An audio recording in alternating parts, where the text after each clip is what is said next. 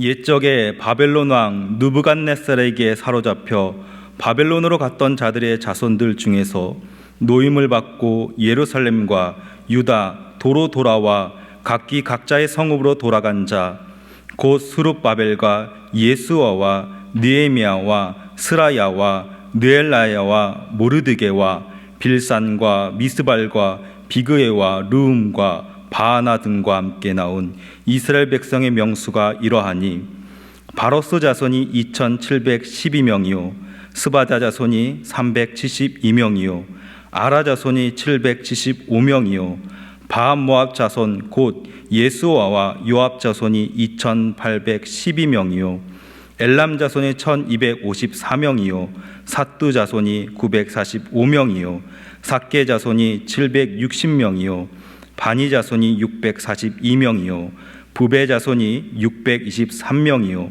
아스갓 자손이 1222명이요 아도니감 자손이 666명이요 비그의 자손이 2056명이요 아딘 자손이 454명이요 아델 자손 곧 히스기야 자손이 98명이요 베세 자손이 323명이요 요라 자손이 122명이요 하숨 자손이 223명이요 깃발 자손이 95명이요 베들레헴 사람이 123명이요 느보다 사람이 56명이요 아나도 사람이 128명이요 아스마의 자손이 42명이요 기랴다림과 그비라와 부에렛 자손이 743명이요 라마와 게바 자손이 621명이요 믹바스 자손이 122명이요 베델과 아이 사람이 223명이요 느보 자손이 52명이요 막비스 자손이 156명이요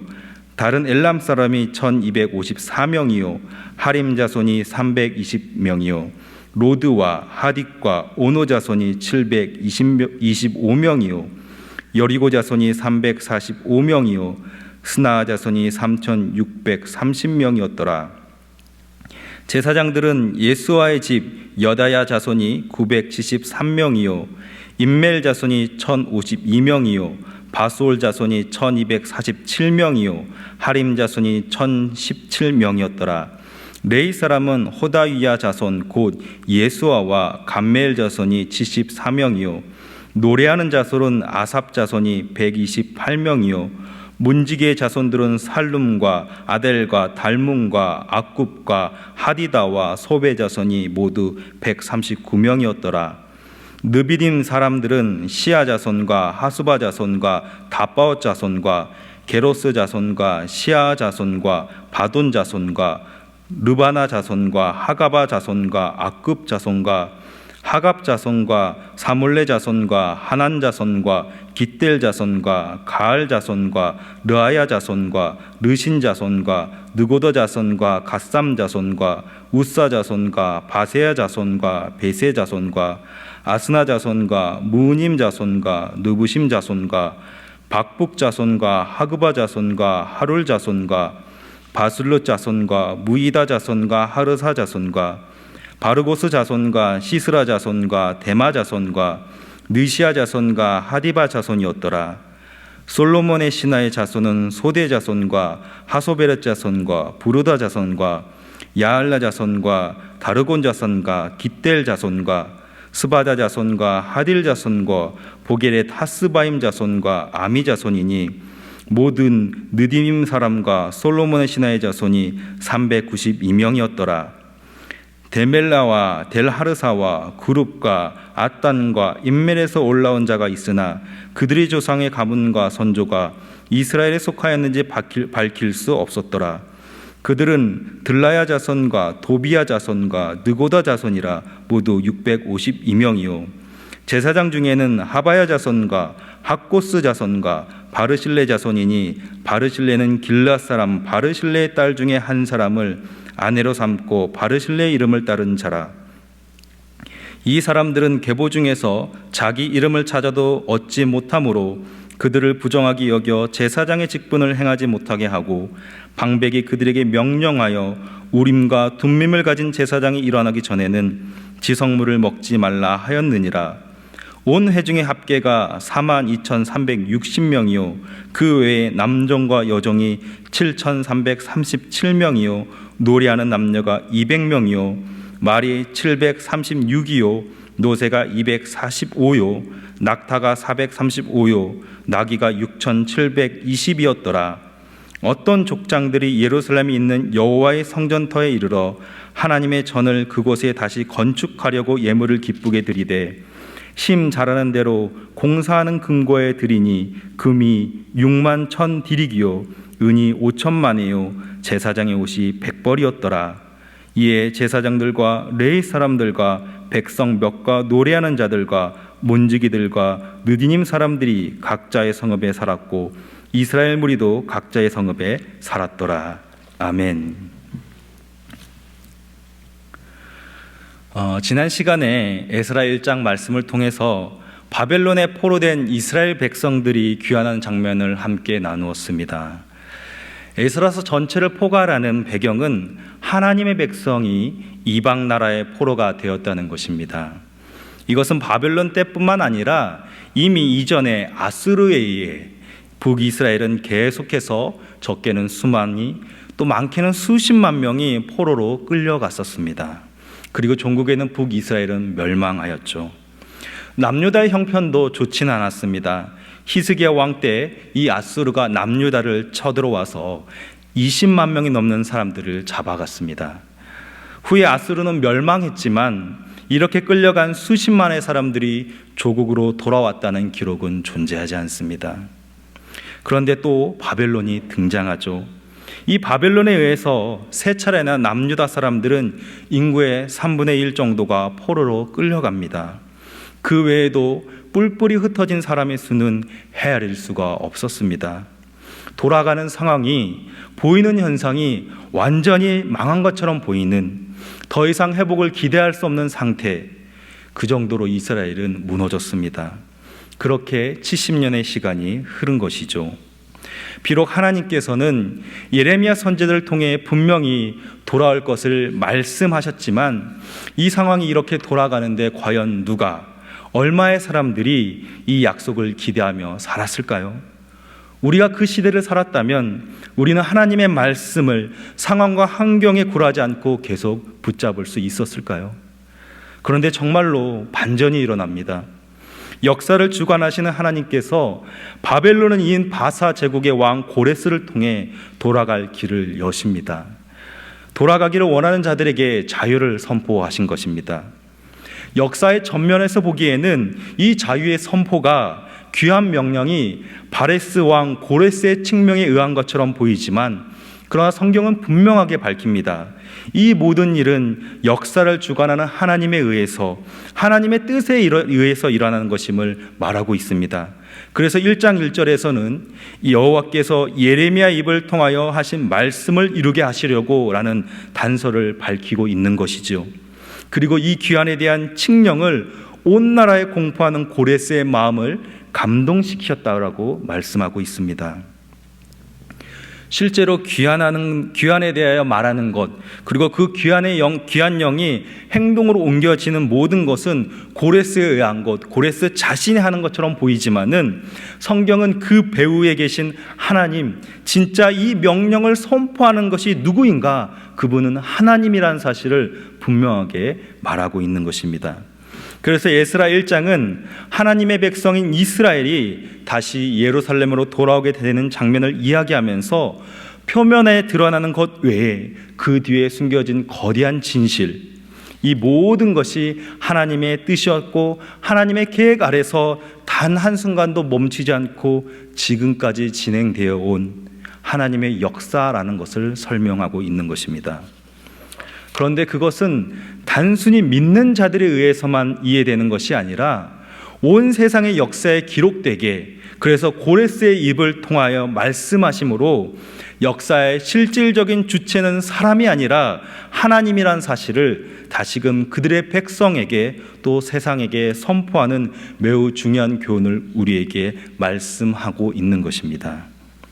이제 오늘 본문 2장으로 돌아와서 예루살렘으로 돌아온 이 귀한 공동체를 소개하는데 장장 70절에 달하는 지문을 할애하면서 꽤 구체적으로 이 공동체의 면면을 소개하고 있습니다. 먼저 1절 말씀입니다. 옛적에 바벨론 왕 느부갓네살에게 사로잡혀 바벨론으로 갔던 자들의 자손 중에서 노임을 받고 예루살렘과 유다 도로 돌아와 각기 각자의 성으로 돌아간 자. 1절을 통해서 알 수 있는 사실은 이 예루살렘에 돌아온 자들이 앞으로 어떤 목적을 가지고 공동체를 이루어야 할지에 대해서 분명히 설명하고 있는 것이죠. 1절의 내용 중에 바벨론으로 갔던 자들과 노임을 받았다는 이 표현을 주목해 보시기 바랍니다. 바벨론으로 사로잡혀 갔던 자들은 느부갓네살이라는 과거의 바벨론 제국의 통치를 했던 왕의 때를 이야기하고 있는 겁니다. 즉 과거의 시점을 이야기하고 있는 것이죠. 그리고 이 노임을 받아 돌아오게 되는 일은 언제입니까? 지금 현재 바벨론을 이은 바사 제국의 왕 고레스 왕 때 일어난 일인 것이죠. 1절은 과거에 있었던 이 사건을 현재까지 끌고 와서 말합니다. 이 예루살렘으로 돌아온 자들은 누구인가? 새로운 자들이 아니다. 과거에 이 땅에 살았던 자들, 하나님의 백성이요 아브라함의 후손들이 다시 이 땅에 돌아왔다는 사실을 분명하게 밝히고 있습니다. 이것은 매우 중요한 내용입니다. 왜냐하면 분명히 이 돌아온 사람들의 면면은 많이 바뀌었을 것이기 때문입니다. 70년의 세월을 버티지 못하고 돌아오지 못했던 사람들도 있었을 것이고, 바벨론에서 태어났기 때문에 이 예루살렘을 처음 보는 사람들도 있었을 것입니다.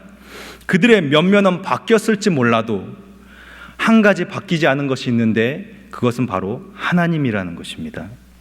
아브라함에게 언약을 통하여서 약속하신 그 언약의 하나님, 이스라엘을 출애굽시켜서 약속의 땅으로 인도하셨던 그 신실하신 하나님, 다윗을 통하여 영원한 왕자를 약속하셨던 하나님이 지금 그 자리에서 이들과 함께 하셨으며 변함없이 그들에게 언약을 지키셨다는 사실을 증거해 주는 것입니다.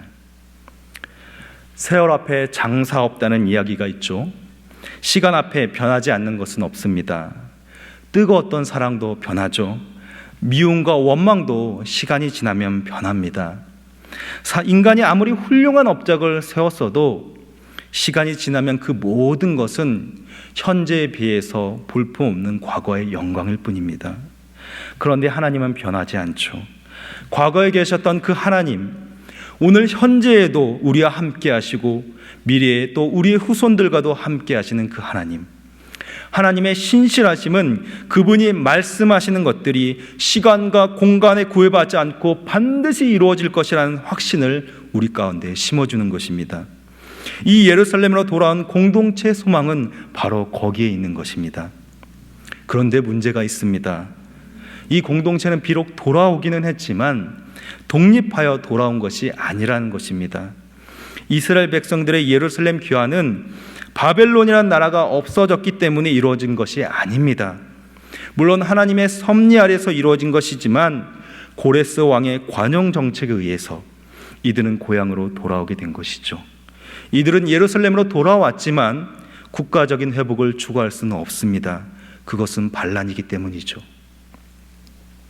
이 예루살렘의 귀향민들은 어디까지나 바벨론이 다스리는 거대한 제국의 속국으로서 지방 영토, 지방 변방의 시민에 불과한 것입니다. 따라서 국가와 국민으로서의 기능을 할 수가 없습니다. 이들이 할 수 있는 것은 오로지 한 가지, 종교적인 기능, 종교적인 성격의 회중으로서만 존재할 수 있는 것이죠. 이것은 참으로 재미있는 사실입니다. 서두에도 언급했지만 지금 이 돌아가는 상황, 표면에 보이는 모든 것들은 세상의 심의, 세상의 법칙이 작용하는 것처럼 보입니다. 가장 강한 나라의 최고의 권력을 가진 왕에 의해서 이루어진 일들, 그래서 이 예루살렘에 귀환하는 공동체는 국가를 이루지 못하고 주권을 가지지 못하는 상황에 머물러야만 합니다. 눈에 보이지 않는 하나님에 대한 믿음이 강력한 도전을 받을 수밖에 없는 상황에 있는 것이죠. 눈에 보이지 않는 하나님과 눈에 보이는 인간 왕, 눈에 보이지 않는 하나님의 나라와 눈에 보이는 저 거대한 바사 제국, 결국 이 하나님의 섭리로 인해 돌아오게 된 백성들은 눈에 보이는 것을 믿을 것인가, 눈에 보이지 않을 것을 믿을 것인가 하는 그 과정에 서 있는 것입니다. 정말로 눈에 보이지 않지만 하나님의 그 강력하신 믿고 그 하나님을 의지하며 나아갈 때 이 공동체는 비록 국가의 주권이 없을지라도 새로운 국가의 형태로 나아갈 수 있는 은혜를 입을 수 있는 것이죠. 그 새로운 국가는 어떤 국가입니까? 메시아를 갈망하는 국가, 온 세상의 구원자여 진정한 통치자의 능력을 가지신 메시아를 통해 이루어질 국가, 그것을 대망할 수 있게 되는 것입니다. 이것은 이사야 선지자를 통하여 하신 말씀입니다. 이사야서 9장 6절과 7절을 보면 이는 한 아이가 우리에게 낳고 한 아들을 우리에게 주신 바 되었는데 그의 어깨는 정사를 메었고 그의 이름은 기묘자라 모사라 전능하신 하나님이라 영존하시는 아버지라 평강의 왕이라 할 것이라. 그 정사와 평강의 더함이 무궁하며 또 다윗의 왕자와 그의 나라에 군림하여 그 나라를 세우고 지금 이후로 영원히 정의와 공의로 그것을 보존하실 것이라. 만군의 여호와의 열심히 이를 이루시리라. 국가를 잃을 수 없음에도 불구하고 왜 잘 살던 땅에서 벗어나서 그 먼 길을 고생하면서 돌아왔습니까? 예루살렘에 모여 하나님의 성전을 짓고 다시 하나님의 뜻을 기다리는 것, 신실하신 하나님의 약속이 여전히 그들 가운데 남아있기 때문이죠. 하나님의 열심으로 인하여 돌아왔기 때문에 하나님의 열심은 반드시 그 일을 성취하실 것이라는 그 기대와 믿음으로써 이들은 다시 시작하는 것입니다. 이 약속에 대한 근거가 2절에 나오는 사람들의 명단입니다. 총 11명의 명단에 이름이 나오는데 느헤미야 7장에 나오는 명단과 오늘 본문 2절의 명단을 비교해 보면은 한 명이 추가되어서 총 12명이라는 것을 알 수 있습니다. 이 12명은 이 공동체를 이끄는 리더들의 이름입니다. 주목할 것은 왜 12명인가 하는 것이죠. 이 공동체가 비록 바벨론에 의해 망하였고 여전히 식민 통치를 받고 있지만 그 정신은, 그 뿌리는 12지파로 구성된 완전체의 그 이스라엘에 있다는 것을 상징하고 있는 것입니다. 이 12명에 속한 집단은 장차 거룩한 이스라엘의 그 12지파의 회복을 상징한다는 점에서 이 공동체의 새로운 정체성을, 새로운 활력을 불어넣는 것입니다. 특히 이 12명 가운데 스룹바벨과 예수아라는 이름을 주목해야 합니다. 스룹바벨은 혈통적으로 다윗의 후손이었고 정치적으로 그는 정식으로 유다 총독에 임명된 사람입니다. 예수아는 공식적인 대제사장의 마지막 손자였습니다. 하나님의 그 영원한 약속이 있는 이 다윗의 혈통과 하나님께 제사를 드리는 제사를 담당하는 대제사장의 후손이 지금 이 공동체에 건재합니다. 존재하는 것이죠. 앞으로 이 공동체가 무엇을 목적으로, 무엇을 위해 모일 것인가, 또 이 예루살렘 땅에 왜 이들이 돌아왔는가를 명확하게 보여주는 지점입니다. 그렇다면 하나님은 왜 이스라엘을 이방인의 손에 넘기셨다가 다시 돌아오게 하셨는가? 이들이 예루살렘에 돌아오면 무엇을 위함인가? 먼저 이들이 처한 상황을 살펴보면은 귀향민들은 바사 제국을 떠나서 예루살렘으로 돌아올 때만 하더라도 부푼 꿈을 안고 돌아왔을 것입니다. 그립던 조국, 무너졌던 그 땅, 우리가 다시 돌아간다면 그곳에서 이룰 영광이 무엇인가? 기대가 벅찼을 것입니다. 70년을 버티고 살아남음으로 이제 그들은 과거의 영광이 다시 재현되는 완전한 이스라엘을 꿈꾸고 돌아왔을 것입니다. 그 돌아오는 길이 멀고 고되었지만 참을 수 있었을 것입니다. 하나님께서 다시 이스라엘에게 축복을 허락하셔서 옛날의 영광을 누리게 될 거야. 그들의 마음에 이 기대가 가득 찼을 것입니다. 그런데 1500킬로미터의 길고 고된 여정을 마치고 예루살렘에 딱 도착했는데 그들을 기다리고 있는 것이 무엇이었습니까? 영광된 무언가가 아니라 가난과 황폐화된 땅, 그리고 주변 민족들의 그 압제와 위험이 존재할 뿐이었습니다. 생존 자체가 보장되지 않나 늘 위협을 느끼며 살아가야 하는 그 척박한 환경이 그들을 기다리고 있었던 것입니다. 이들에게 깊은 좌절과 실망이 찾아오겠죠. 이런 상황에서 이들에게 과연 무엇이 위로가 될 수 있겠습니까? 기대가 큰 만큼 실망이 큰 것이죠.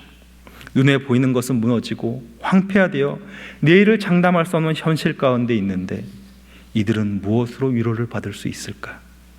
차라리 바벨론 땅에 남아 있었다면, 그 땅에 여전히 있었던 우리의 집과 그 전토 위에 우리가 살았었다면 낫지 않았을까라는 후회를 하지 않았을까요? 에스라서는 이처럼 절망적인 상황에서 오직 하나님의 말씀만을 의지하여 다시 약속의 땅에 뿌리 내릴 것을 그 시대의 하나님의 백성들에게 회고하는 말씀인 것입니다. 하나님의 말씀이 이들을 향하여 선포될 때 비록 가시적으로 보이는 것들은 어려움과 고난이지만 이들을 여기까지 인도하신 그 분이 하나님이기 때문에 눈에 보이는 저 고레스 왕에 의해서 우리가 돌아온 것이 아니라 우리를 진짜 이 땅에 이끌었던 분은 하나님이라는 사실을 다시금 기억해내며 이 척박한 곳에서 다시 살아남을 수 있는 기대를 가지게 되는 것이죠. 그래서 이 본문에서는 이들의 이름을 족보의 형식으로 기록함으로써 하나님은 너희들을 잊지 않았음을, 하나님은 자신의 백성을 잊지 않았음을, 그래서 그 신실한 하나님이 여전히 또 이 땅에서 새로운 일을 이루어낼 것임을 기대하게 만드는 것이죠. 오늘과 같이 신자의 정체성에 혼란을 가지고 살아갈 수밖에 없는 우리들에게도 이것은 도전이 되는 말씀입니다. 신자에게 가장 위로가 되는 것이 무엇입니까? 눈에 보이는 환경의 변화입니까? 내가 가지고 있는 그 어려움이 바로 앞에서 해결되는 것입니까? 그러나 그 변화는 시간 앞에서 또 어떻게 바뀔지 모릅니다. 고난이 지나가도 또 어려움이 찾아옵니다. 신자에게 있어서 가장 강력한 위로는 변하지 않는 하나님, 과거와 현재, 미래 모든 역사의 주인이신 그 하나님의 말씀만이 위로가 될 수 있다는 사실을 이 본문이 우리 가운데 가르쳐주고 있는 것입니다. 하나님은 이 공동체를 다시 부르셨을 때 하나님 하나의 목적을 가지고 부르셨습니다. 36절부터 39절을 보면 이 집단 안에서 두드러지는 명단이 보입니다. 바로 제사장들의 이름이죠. 36절입니다. 제사장들은 예수아의 집 여다야 자손이 973명이요. 귀환한 제사장들의 총수가 4,000명이 넘습니다. 그런데 이어서 나오는 그 레위 사람들, 즉 성전에 관련돼서 일하는 사람들까지 합치면 이 숫자는 훨씬 많아집니다. 제사장들과 성전에서 일하는 레위인들이 왜 이렇게 많을까? 이들은 종교인들입니다. 우리가 상식적으로 생각해 볼 때 무너지고 황폐된 이 예루살렘의 재건에 필요한 것은 무엇이죠? 기능직입니다. 혹은 무력, 군사력에 도움이 되는 힘센 사람들입니다. 종교인들은 도움이 안 됩니다. 그래서 지금 이 현장에, 이 현실에 필요한 사람들은 이 제사장들의 무리가 아니라는 것이죠. 그러나 하나님의 관점은 다른 데 있습니다. 하나님이 원하시는 이 공동체의 운명은, 목표는 이들이 그리워하던 예루살렘으로 귀환하여서 잘 먹고 잘 사는 것이 아니었습니다. 힘을 합쳐서 터전을 일구고 다시 그들의 힘으로 나라를 일으키는 장면을 하나님께서 원하시는 것이 아니었습니다. 이스라엘의 공동체는 하나님을 예배하는 거룩한 신앙 공동체입니다. 그렇기 때문에 하나님의 뜻으로 다시 귀환하게 된 것은 이들이 거룩한 예배를 다시 세우고 그 예배를 회복하는 데 목적이 있는 것이죠. 하나님이 무능해서 바사 제국으로부터 독립을 시키지 못한 것이 아니라 정치적인 기능을 하나님께서 묶어두신 이유는, 이들을 독립시키지 않은 이유는 가장 중요한 기능에 집중하고 가장 중요한 그 목적을 회복시키기 위한 것에 있다는 것입니다. 그것이 바로 예배의 회복입니다. 성전을 다시 세우고 그 성전에서 하나님을 예배하는 것은 이들이 돌아와야만 했던 가장 중요한 이유인 것입니다. 물론 하나님은 예레미야 선지자를 통하여서 70년 동안은 이들이 바벨론에 있으면서 거기서 집도 짓고 밭도 일구며 살 것을 명령하셨죠. 그리고 그 성읍을 위해서 평안을 구할 것을 말씀하셨습니다. 그 땅에서도 구별되어 하나님을 예배하는 삶을 살라고 명령하신 것이죠. 그런데 왜 하나님은 다시 이 예루살렘에 모여 하나님을 예배하는 데 이들을 부르셨을까? 이 예루살렘 성전은 하나님의 특별한 약속이 있는 장소이기 때문입니다. 열왕기상 8장 30절을 보면 솔로몬이 예루살렘을 봉헌하고 하나님께 기도하는 장면이 나옵니다.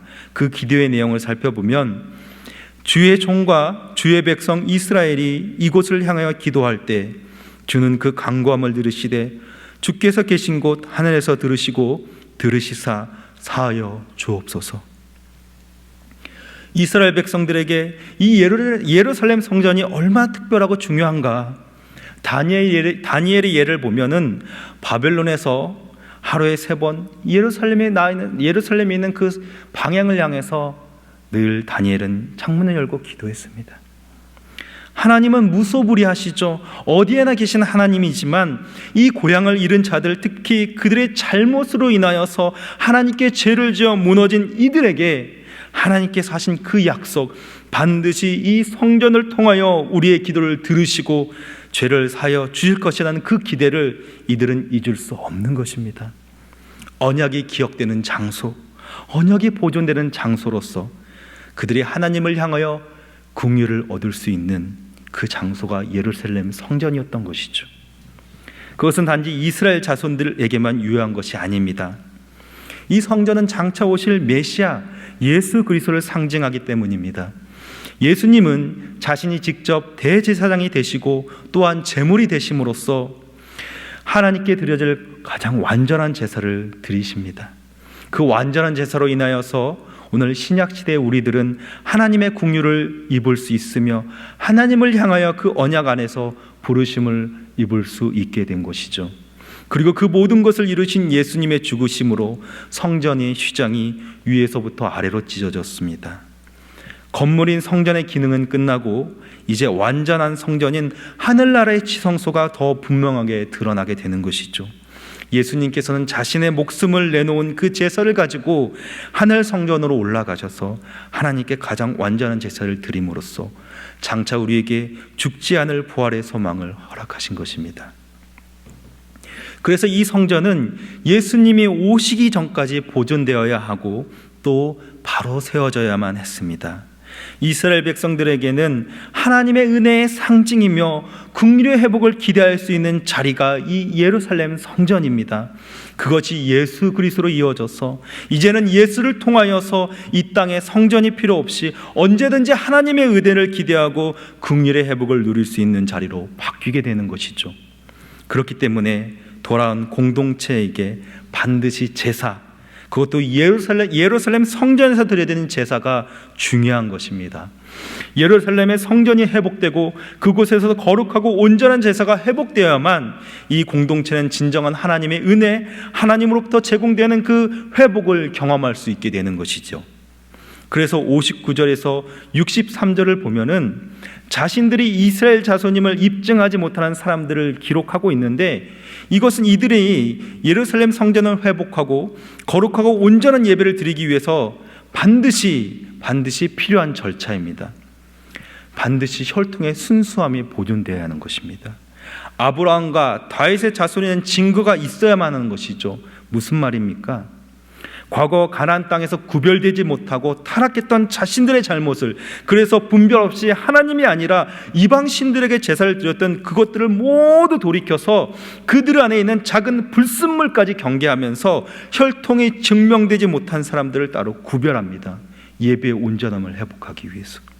특히 62절과 63절에서는 제사장 중에서 혈통이 확인되지 않는 사람들이 나오는데, 이들에게는 우림과 둠밈을 가진 제사장이 일어나기 전에는 성전의 음식을 먹지 못하게 합니다.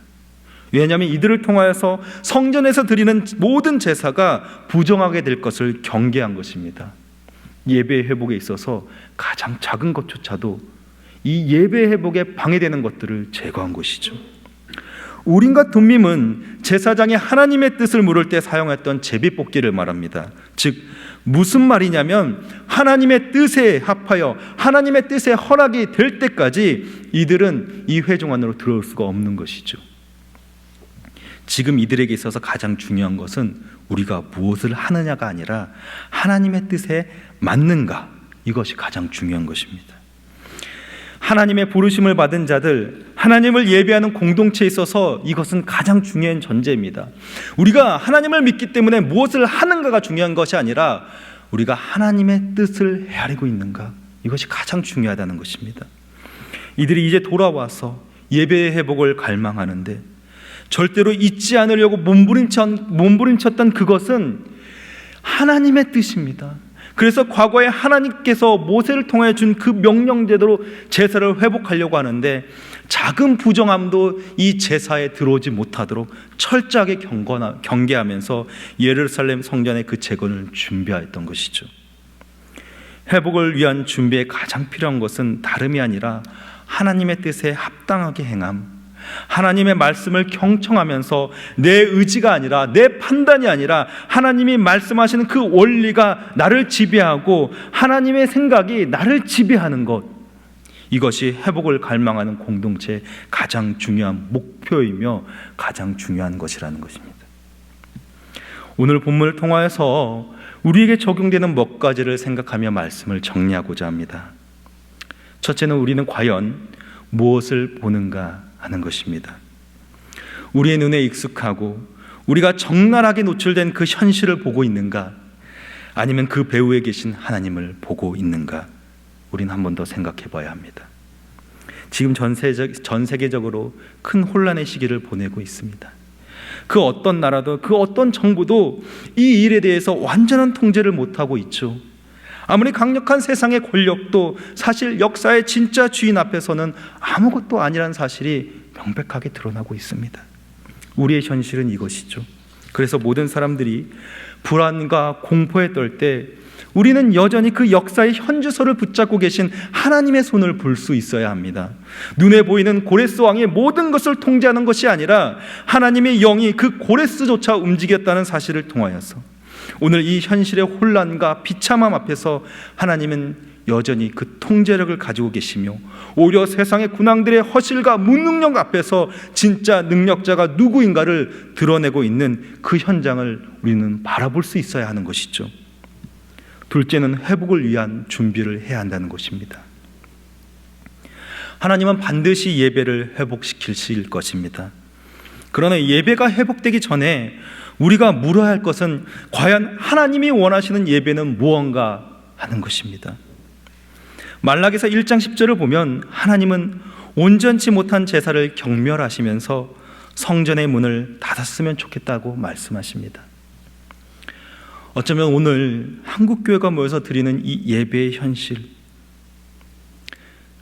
그동안 우리의 마음이 온전하지는 못하지는 않았나? 우리의 예배의 그 자세가, 예배의 그 태도가, 우리의 중심이 하나님 보시기에 기쁨이 될 만한 것들이 아니었진 않은가? 한번 고민해 볼 필요가 있는 것이죠. 그러면서 우리는 다시 이 현실을 보면서 반드시 예배를 회복시킬 하나님을 기대하며 우리의 자세, 우리의 동기, 우리의 마음 상태를 점검해 봐야 하는 시간을 가져야 하는 것입니다. 하나님은 반드시 예배를 회복시키십니다. 그 회복을 위하여 우리가 준비되기 위해서는 돌아온 이스라엘 백성들이 다른 무엇보다도 하나님의 말씀 앞에서 그분의 뜻이 무엇인가를 분별하려고 했던 것처럼 오늘 우리도 회복될 예배를 기대하며 우리 삶에, 우리의 마음에 하나님의 말씀이 있는가, 그분의 말씀이 생생하게 사서 나를 판단하고 나를 지배하는가를 돌아봐야 한다는 것입니다. 사랑하는 성도 여러분, 하나님은 오늘 우리에게도 말씀하십니다. 회복이 있을 것이다. 회복을 준비하라.